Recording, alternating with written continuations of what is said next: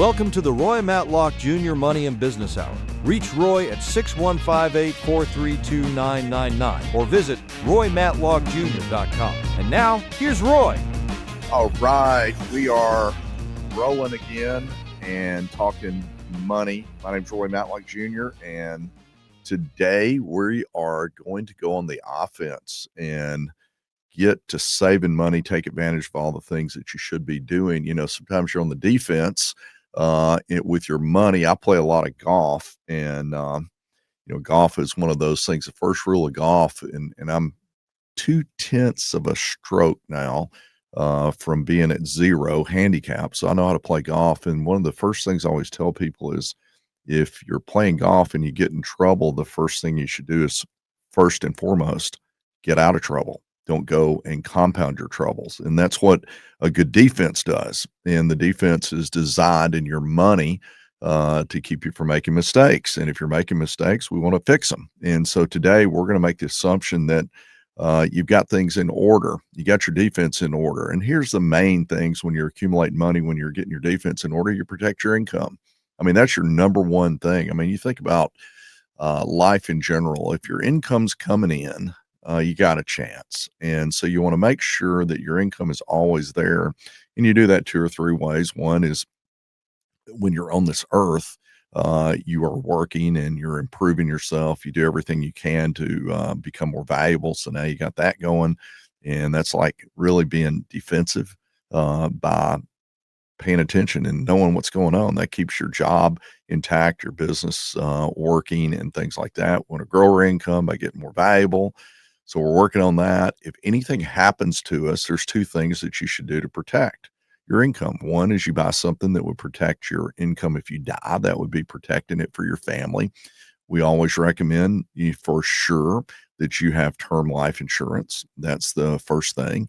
And now they have products that you can get living benefits. That means if you were to get some kind of chronic illness or something like that, you can actually get that most of the death benefit up front while you're still alive to help you through that time. And then the other insurance that we do to protect our income is our disability income insurance. And so those 2 things combined with a savings program, you are pretty well setting yourself up. I preach this forever. Buy term and invest the difference. I've always done that, and I still believe that to this day. There's a lot of other things you can do in addition to that, but that is, what you want to do, and you want to make sure your income is protected if you become disabled. All right, now we've got that. Let's go on the offense. The offense is made up of understanding certain things. So we're going to cover that today, like pay yourself first, compound interest, time and consistency, diversification, understanding professional money management. We're going to take advantage of asset allocation. We're going to look at tax planning, where we get the best things. We're going to pick our right kind of our retirement plans and college plans. As you get older, you have annuities, you create an income stream, and you want to make sure that you keep that going to the next generation with proper estate planning, charitable giving, stuff like that. And so today we're doing that. If you're tuning in, my name is Roy Matlock, and you can also find the show. I've been told many times that I have a radio face. I think it's kind of a joke, but that radio face is also on YouTube. And if you would like to see the radio face and watch us live, go to our YouTube channel. You can just go to YouTube and search my name, Roy Matlock Jr. Money and Business Hour, or you can also get the shorts on our Instagram page, or you can go to roymatlockjr.com and get all that, or you can listen to the podcast. So all this stuff, if you want to hear it again, will be up and running. 7 different offensive accounts, or we'll say 7 different investment accounts for different goals. Number 1 is an emergency fund. What is that? That's 3 to 6 months of cash.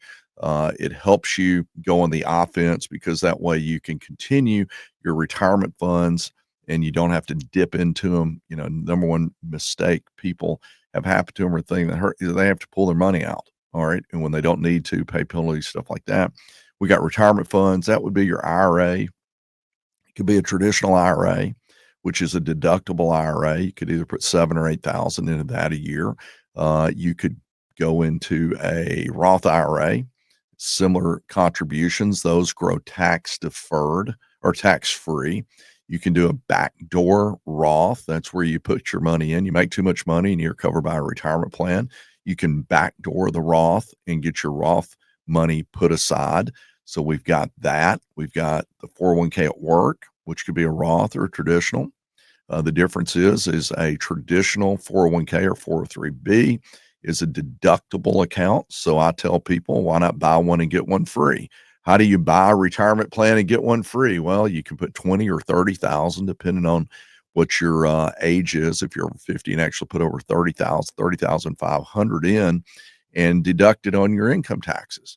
If you're in the 20% tax bracket, you just made $7,500 in a deduction, and you could throw that into your Roth account, maybe a backdoor Roth. So you bought one retirement account, got the tax deduction, and you got one free based on the IRS giving you that tax deduction. And that money that you got in the form of a tax deduction that goes into the Roth, we're going tax-free from then on out. You've got SEPs and solo 401ks for people that are self-employed. You can put up to 25% of your profit into that, up to about 70,000. So why wouldn't we do all these things? We got 529 plans for college planning.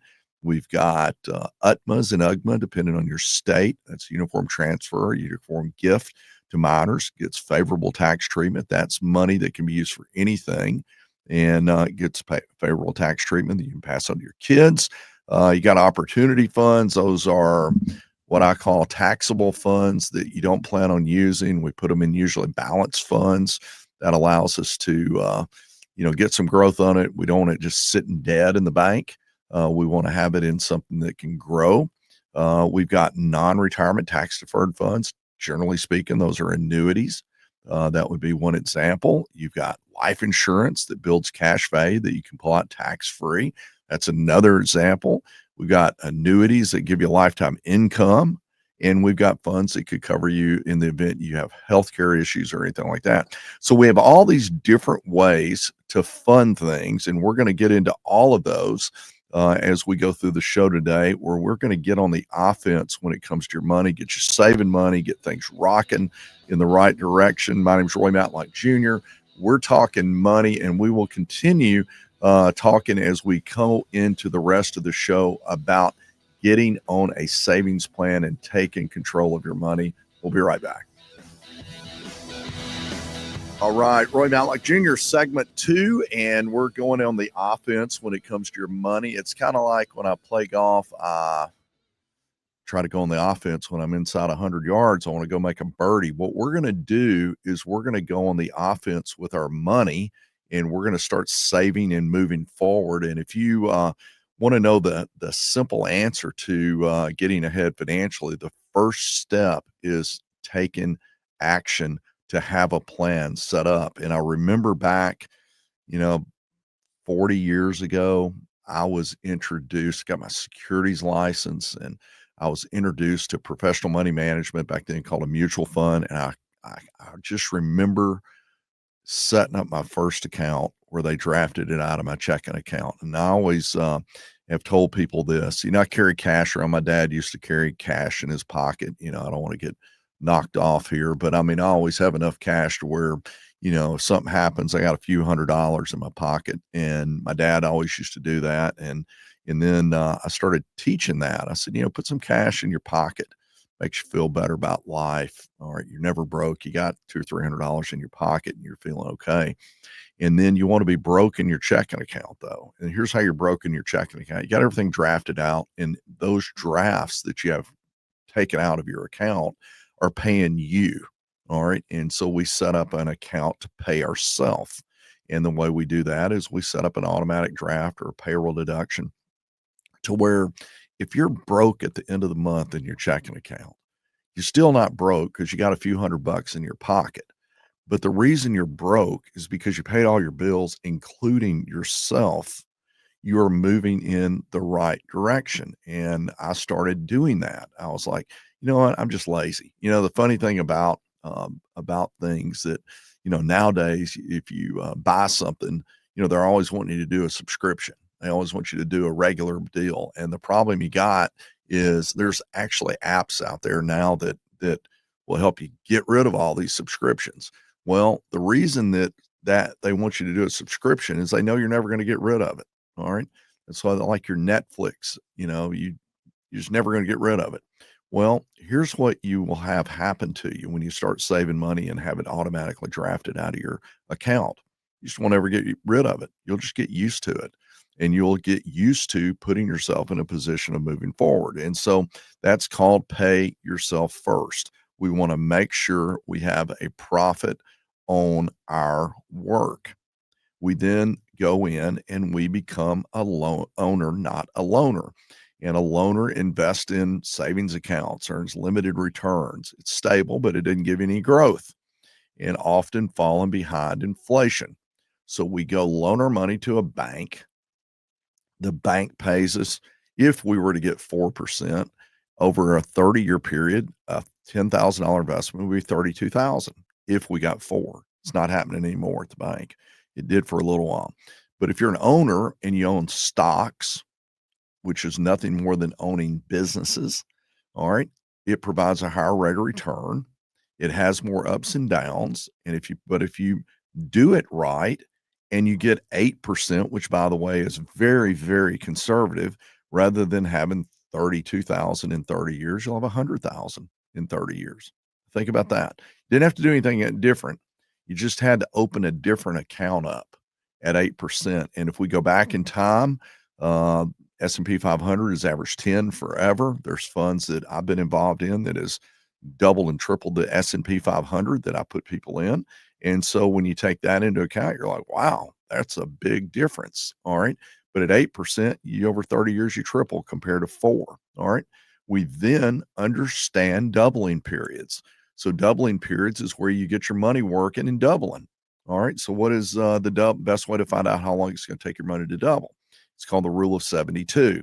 And all you do is you take the number 72, divide any interest rate into 72. It's going to tell you how long it takes your money to double. So if you're sitting right now on a bunch of cash in the bank and you're getting 3%, that means that you're going to double your money in 24 years. You're getting 2%, 36 years. Another way you can look at it, if you have it in something, just a little money market account at the bank, something like, you might be getting 1%. It'll take you 72 years to double. So let's take a look at 3 examples of doubling. And I'm going to say over a 48-year period. And you say, well, 48 years, that's a long time. Well, most people live longer than 48, and they usually start working when they're, early in their 20s, if not teenagers. I was working as a teenager. So, 48 years, I mean, I'm 64, and I bet I've been working. I know I've been working. I was working when I was 16. So 48 years.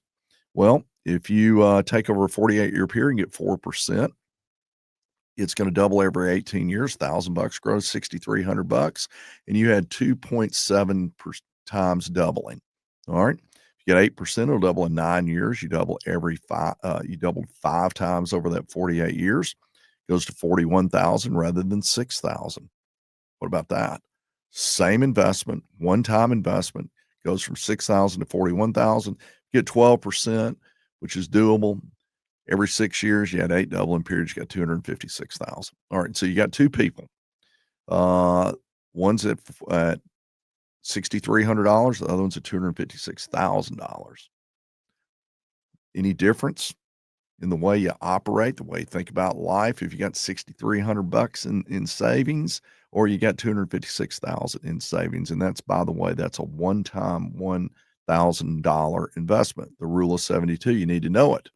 Every time you spend money, that money is money that's not invested. So you want to make sure that you are saving money on a regular basis. That's the way that works. We use time and consistency. What does that mean? We start out, all right, so here's our game plan. Number 1, we're going to make a decision that we're going to get money moving, all right, out of our account, pay ourselves first. We're going to then understand, become an owner, not a loaner. We're going to get invested in things that can grow.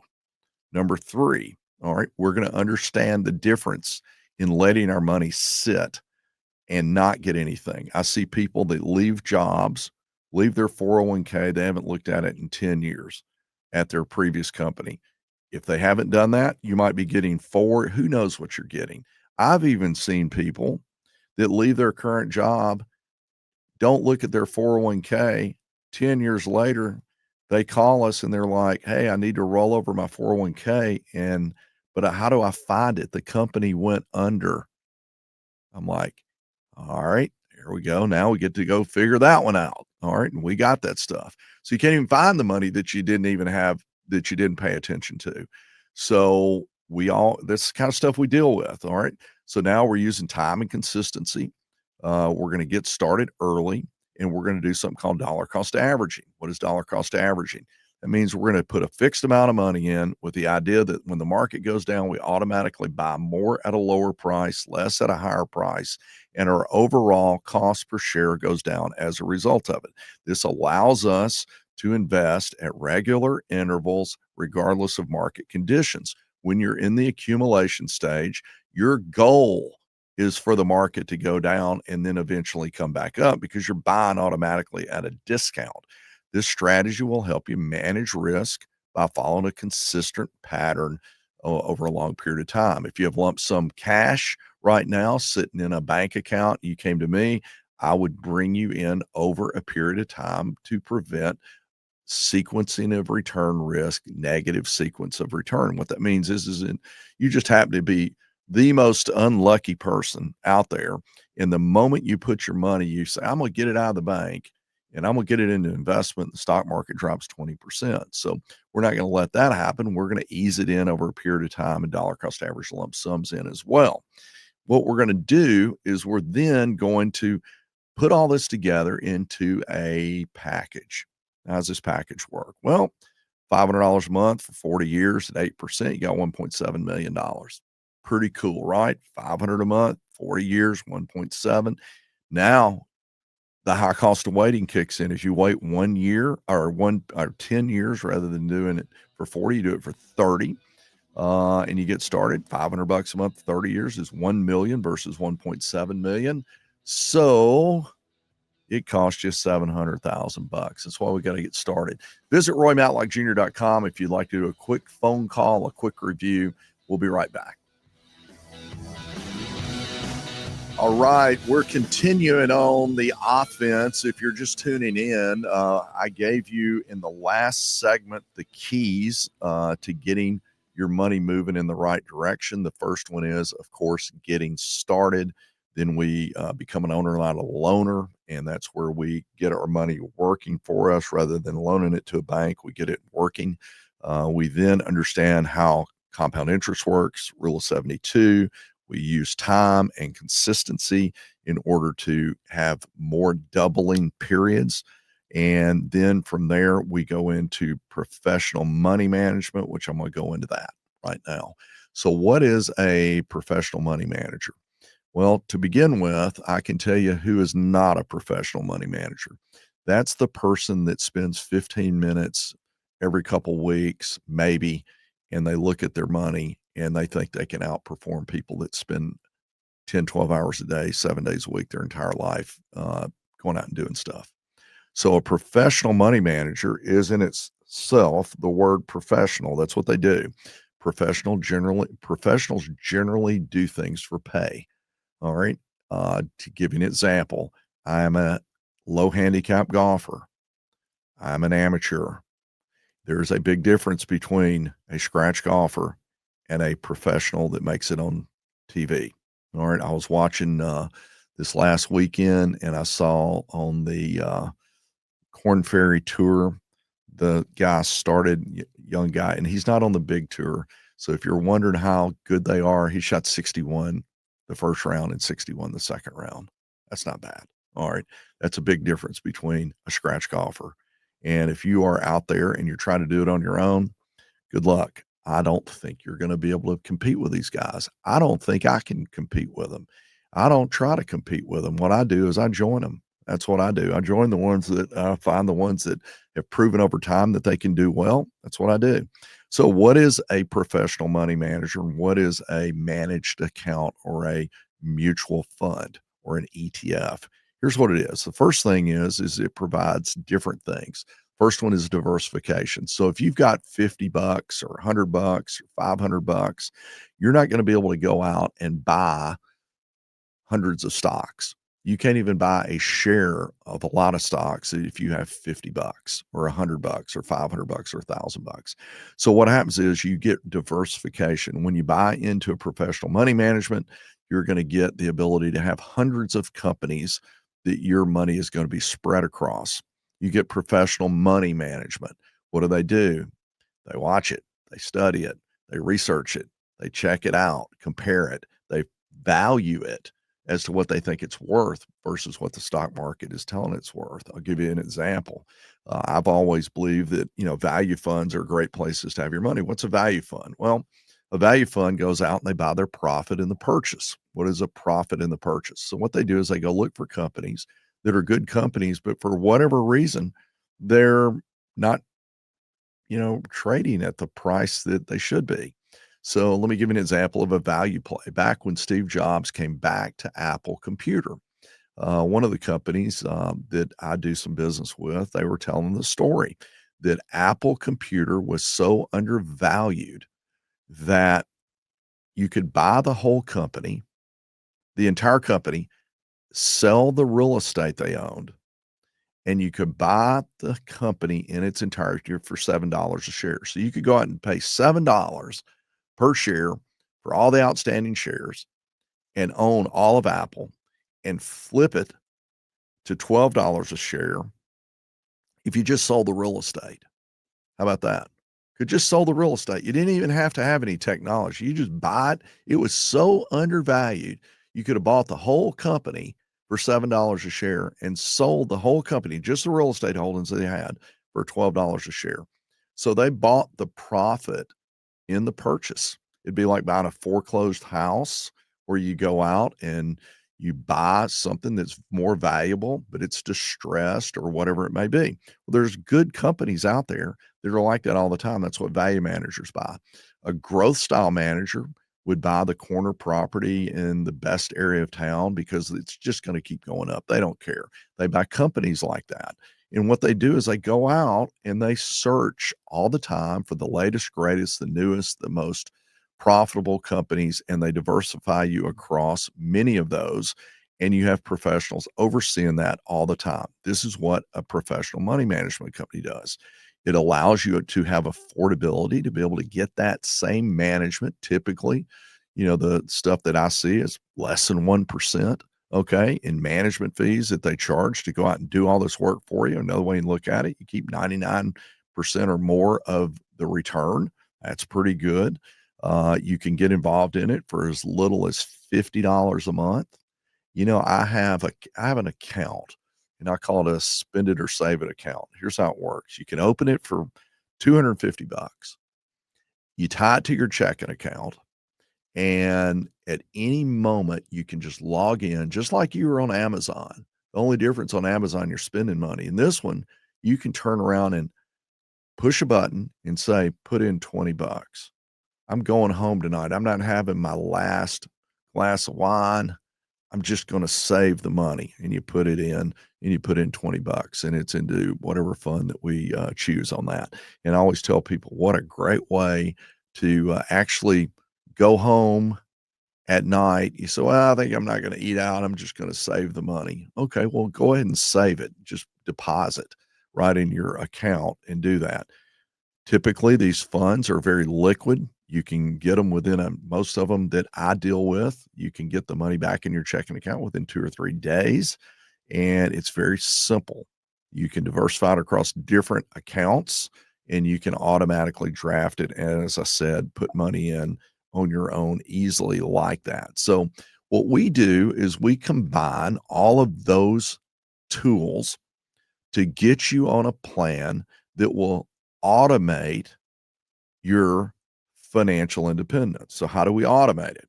So step number 1 is we do a review and we take a look at where you're at. I was with on the phone yesterday with a client, and they had $120,000 sitting in the bank.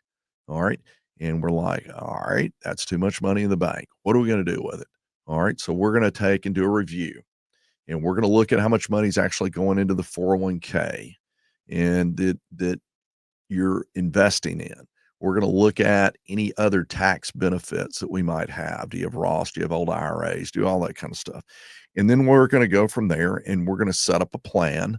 And the way the plan works is this: we have the defense, which I mentioned earlier. We're going to make sure the main things are protected. That's your income and your assets. And most importantly, protect your income. All right. As long as you have an income, you can usually make it. All right. But, don't have an income or your family doesn't have an income, then that's not good. And I'm going to give you an example, just something that I think everybody should know. I was looking $1 million of 20-year term for somebody that is 35 years old, $60 a month, includes a will and a trust. Why would you not do that if you have a family? That just makes no sense. All right. And so that would give you some idea of what happens. And so if you protect your income, always protect it for your family. I mean, it's amazing what I see go on that people can just fix for very little of anything. So anyway, all right. So we're going to protect it with the defense, and then we're going to get on the automation train and go on the offense. That's what we're doing. We're going to automate and implement, execute. That's what I want to do. I want to see execution. And what we do as a company, Roy Matlock Jr. Advisory, we pick the funds, we set up the accounts, we stay in touch with you, and we make sure that you're on track to get financially independent. How about that? It's not a question, not maybe. We know what we're doing, and so we make sure it gets done. A lot of you that are out there, I tell people the biggest reason you're not winning financially is procrastination. So I'm going to give you a chance. If you'd like to speak with one of our advisors, visit roymatlockjr.com. They'll set up a time to talk to you, get you on track. We'll be right back. All right, our last segment, and this is going to be you've been accumulating money. We're going to make sure that we put it in the right places to accumulate. If you're just tuning in, we're talking about the offense. And I would encourage you to go to roymatlockjr.com and register for our webinars that we put on. So I have always believed that given the right information, people can make good decisions. And we do every single month, the second Saturday of every month, we do a client-facing money management webinar that you can tune into. It's at 10:30 Central, the second Saturday of every month. Once you're on our list, you will get a reminder and an invite to jump on Zoom. And if you can't attend, you will get a replay link sent to you automatically. So what if you decided that you were just going to spend an hour and a half a month getting educated? What would it be worth to you financially to do that? I can tell you this: typical financial mistakes cost $50,000 to $500,000 over your lifetime. So maybe we can help you that way. And you can register for that once you're on the list. We're not going to bombard you, but we're going to keep you informed and give you good educational material. So now we're moving into retirement plans. And so we are working on the accumulation stage. We know what we've got a system to where we automate it. We're getting it in the right types of things that can grow. We're going to maximize as quickly as possible our doubling periods. And then what we're going to do is we're going to have a plan. So what is the plan? All right. So let me give you the first plan. First plan, 20 times your income, desired income. That's your first goal. So what is your desired income? You say 100 G's a year. That's my goal. I want 100 grand a year, do nothing money. That's what I want. All right. Multiply by 20. That's a good rule of thumb. You need 2 million. All right. So let me give you another idea, another rule of thumb. All right. If you want to have 2 million in 20 years, for every dollar per month you invest, you'll get $1,000. How about that? So if you start and you just take that And you say, well, 2 million is 2,000 a month. How about that? That's easy. All right. And I'll have my 2 million in 20 years. All right, whatever it may be. So 20 times, of course, if you put more time over time, it'll be less per month. That's because you need to get started sooner. The sooner you start, the less you have to invest to get to where you want to be. But that's the goal. So we set the goal, and then we know that we're going to be there. All right. So what's the goal? 20x. At a minimum, 16x. All right, would be a good rule of thumb. We're going to choose the right accounts. We're going to take advantage of our company match, 401k, 403b, 457, and take advantage of pre-tax and tax-free type of accounts. You have health savings accounts. If you have high deductibles, you can do that. That's another tax deduction that turns into a retirement plan. When you retire, you put up about $8,400 a year into that. And we're going to contribute regularly to make sure to get as much set aside as possible.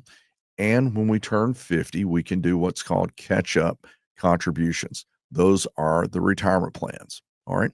So then what we do is we start looking. You say, well, we got all these different plans. We're going to do what we can with our, retirement plans, IRAs, things like that. What are other things that you can do? We have what's called opportunity accounts. I call them, funds for something comes up that you got a chance to do something. Had a guy, one of my clients had a partner that he was able to buy out. The rate of return buying his partner out was probably 50%, all right, a year kind of deal. And so had he not had that cash, it would have been harder to do. He had to borrow money, do whatever, pay a payment back, whatever. And so he was able to do that. Opportunity accounts, you may have the chance to, maybe something happens. I got another client that they were able to buy an inherited property at a discount, all right, from other, siblings and things like that. So there's a lot of things. So we do that. I typically look for an opportunity account. It's taxable, means it's accessible. That might be a 60-40 stock bond account where you get some growth, but at the same time, you get some of it in there that if you need it quickly, you don't put yourself in a position where if the market's down, you can't get to it. All right. So we have that. Another one is cash value life insurance. Life insurance today has become, so much better than it used to be. It used to be just a pure whole life insurance policy, and it, was kind of like a bank account, rate of return with a death benefit tied to it. Today, the accounts you can get have a lot of different options, investment options. But here's the way you look at a cash value plan. I always look at a cash value plan as a different tool to be able to get money. So let's think about it. Your 401k and any IRAs are the most restricted. It's age 59 and a half, and you get the most tax benefits. You get deductions and things like that, or pure tax-free, whatever it may be. A life insurance policy, you can get it prior to 59 and a half. If you die, it has a death benefit, and you can get that money out and remove that money. It grows tax deferred. You can pull it out tax-free. And when you pass away, by keeping it until you pass away, all of the gains that were pulled out from that insurance policy are not taxed. They're part of a death benefit.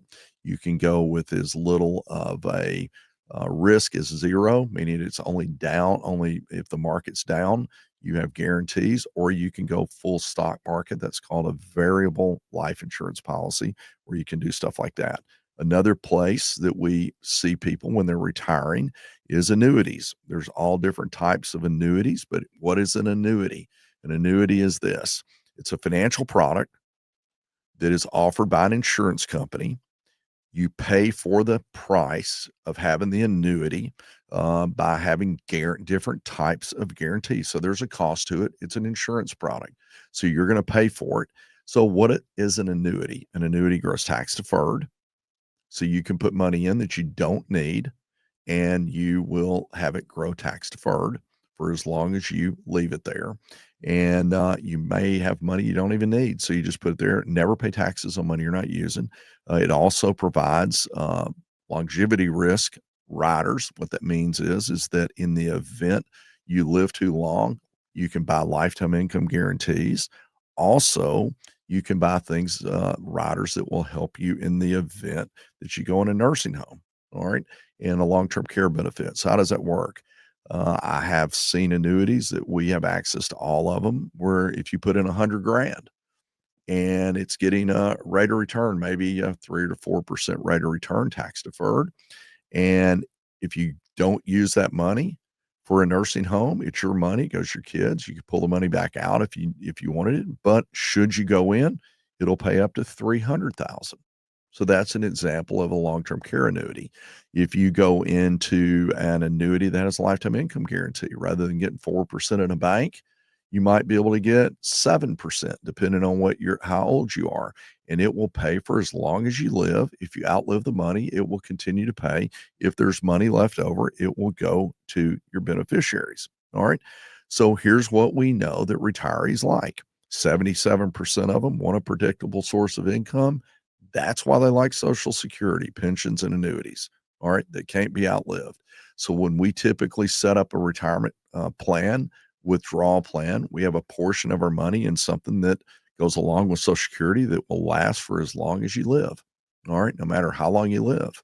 And then we have a portion of it that's going to be invested in things that will help you offset inflation. And that's where we go professional money management and stuff like that. You've got fixed annuities. That's basically guaranteed principal, tax deferred growth, and a fixed income. All right. You might call a multi-year, called a MIGA, is a type of fixed annuity, offers a guaranteed interest rate for a specific period of time, 3 to 10 years, very similar to a CD. It'll be higher rates than a CD and tax deferral. You can get variable annuities, and you've got two types of variables. You have a RILA, okay, and you have a pure variable annuity. What is a RILA? A RILA offers some downside protection and upside growth tied to different markets. What are the markets? It could be tied to S&P 500. It could be an international, NASDAQ, whatever it may be. You can put them in. Why do people buy this? This is a growth product with the idea that if something really goes bad, you might have 20% downside protection. So at the end of a 6-year period, say, you put it in for 6. If it's down 20% or less, they make it up and you get X amount of the growth on the upside. So we do that. A variable annuity gives you all the downside and all the upside, gives you the tax deferral, and it also gives you the ability to turn it into income. And another product that has become a big deal is a fixed indexed annuity. It gives you only upside, no downside, guaranteed principal, and a piece of the upside, and offers lifetime income guarantees. So what we're doing, you say, well, what are the pros and cons of annuities? Well, the pros are lifelong income, tax deferred growth, principal protection. You can get custom payouts and optional riders. Negative, limited liquidity. Early withdrawals have penalties. The fees are higher than something that is not an annuity. If you buy one, you need to understand what you're getting. As I mentioned, I went through all these different types of annuities. They're complex, so you need to understand it. The idea behind an annuity is to give you lifetime income guarantee. It doesn't necessarily offer inflation protection. That's why we go with more variable or RILAs to do that. And when you take it out, you pay ordinary income tax on it. So it's a deferral plan. Who's best suited for annuities? If you're retiring or you have extra money that you don't need, or you're within a period of time that you expect to not need the money and you can tie it up for a little while after age 59 and a half, then it's great for that. It's great for people needing reliable income. All right. And someone that wants to have some principal protection as well. So what do? We take all of this as part of our offensive plan of action. So what I try to do when I meet with people and our advisors meet with people is we take a look and we take the person and attach them to the product that makes the right sense so they can get on track to get financially independent. My name is Roy Matlock Jr. You can visit our website, roymatlockjr.com. You can schedule a phone call first with us to find out if we can help you. Once again, thanks for listening. We'll be back next week.